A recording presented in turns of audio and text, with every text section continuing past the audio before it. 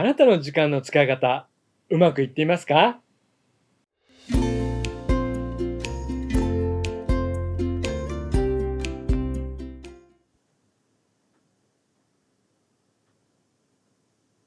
こんにちは。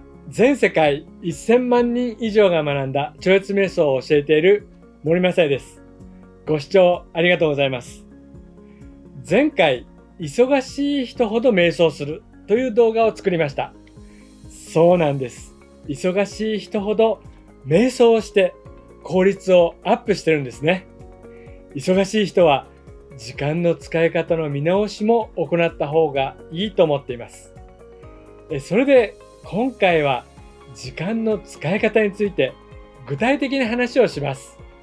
私はビジネスを中心にした生活をしていますので、こういう話が多いかもしれません。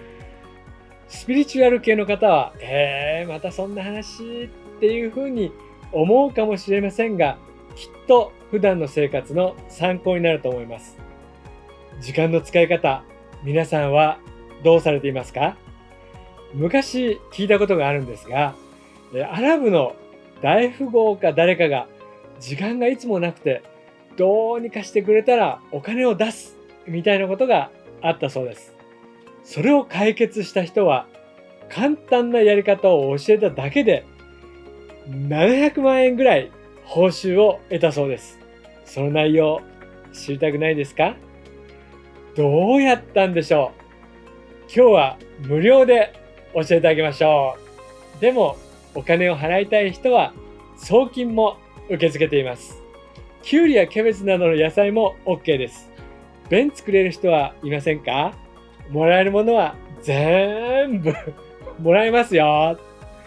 それはともかく、では話を続けます。それはですね、毎朝その日にやることを6個だけ書き出して、それ以外はやらないということだったそうです。いかがですか？これを今聞いたあなた、この動画を見ただけで700万円の価値を手に入れました。おめでとうございます。ただ全体的にうろ覚えの話なので、金額などの数字は正確ではないです。10年か20年ぐらい前に読んだ本の話なんで、すいません。でも実際に1日6個を選ぶだけでうまくいくでしょうか？例えば緊急事態が発生したり、午前中に6個全部終わってしまうと、午後はどうすればいいんだというような問題もありそうです。ちなみに私はもうどれぐらいかな、30年ぐらいは経っているかな。ずっとトゥドゥリストを使っています。それで管理をしています。ちなみにトゥドゥリスト、やることリストとも言われていますね。今はデジタル時代でめっちゃめちゃ便利です。私は TickTick というアプリを愛用しています。TikTok と名称が似ていますが全然違うものです。ToDo に関しては会社では Todoist というアプリを使っています。私は ToDo で5日に1回、例えば爪を切るとか、友達の誕生日の記録、歯ブラシの交換日、車検や免許の書き換えなどの定期的なものや、ジョギングや車の運転中に何か思いついた時にはアップローチに向かって今日やることはこれだとか、あ、そうだ、これを思い出したっていうようなことを喋って記録しています。会社の掃除の時間が11時なので3分前にお知らせもしてくれます。これがないと私の人生は非効率になりそうです。先ほどの大富豪の話では1日に6個っていう話でしたが、私の朝は30から40個ぐらい出てきます。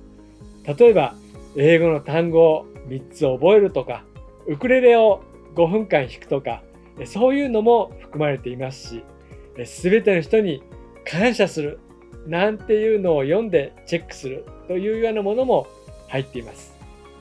そういうのをなるべく午前中に終わらせたいので、朝が一番忙しいです。早く終わらせてのんびりしたいからですね。定年退職したらこういう生活をやめて適当に過ごすかもしれません。自営業なので定年はないんですけどね。やることリストの話をしましたが、例えばこの6個を選ぶのは大変ですよね。その時に参考になる話も続けて紹介します。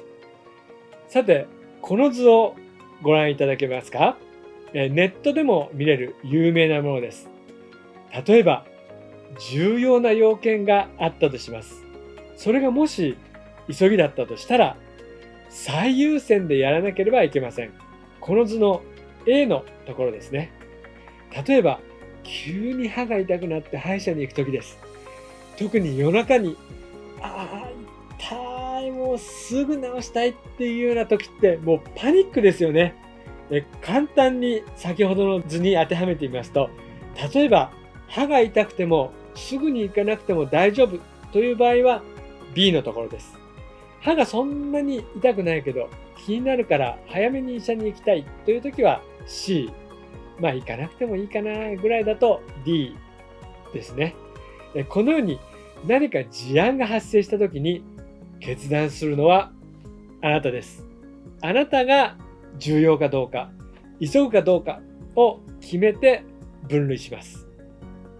はい、では時間の使い方として最も推奨されるのはこの ABCD のどの部分でしょうか？あなたが何かを行う場合、どの部分のものを増やすのがいいと思いますか？はい、A と思った人。どうかな？合ってるかな？間違ってるかな？はい。ブー。では、B ですか？はい。はい、そうです。実は B のところです。ちなみにこのピンポーンっていうのは日本独自のもののようですね。先日フィリピンの人が日本人は何か正解するときにピンポンっていうのはなんでって聞かれました。そうですね。そう言われてみるとそうですよね。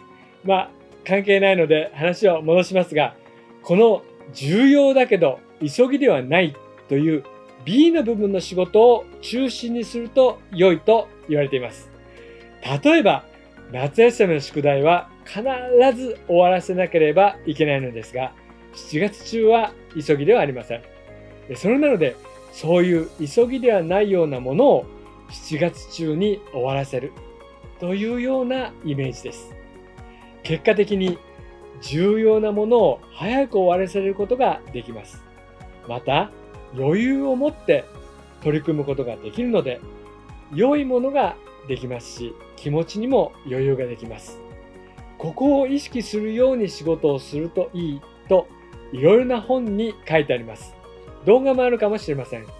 これは確かにその通りなのですが、ここでさらにこれを実行するために良いものがあります。それは超越瞑想です。そうです。この表は私のお気に入りですが、さらにこれを活かすことができます。例えば A、B、C、D に分類するためには意志力が必要ですし、判断する能力も必要です。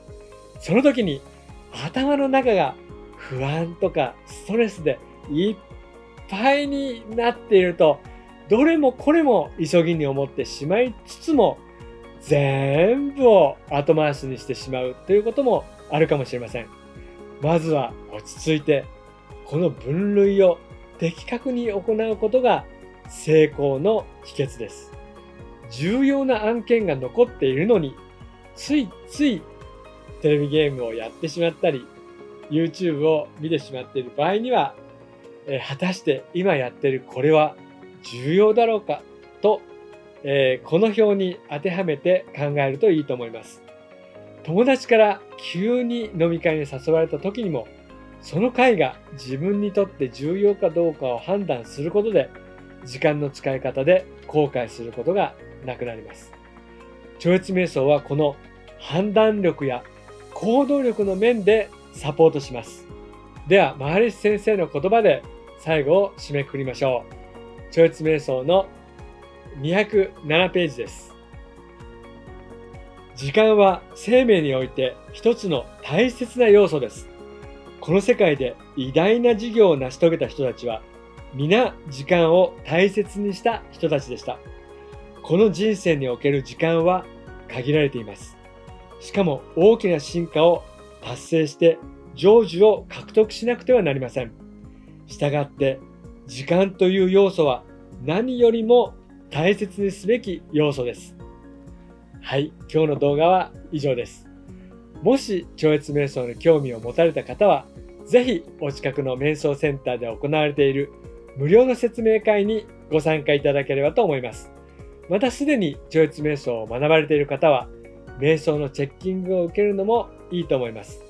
またチャンネル登録やいいねもよろしくお願いいたします。皆様のお役に立てるように、また皆様が楽しく過ごせることを応援していきたいと思っています。本日もご視聴いただき感謝いたします。ありがとうございました。ジェイグルです。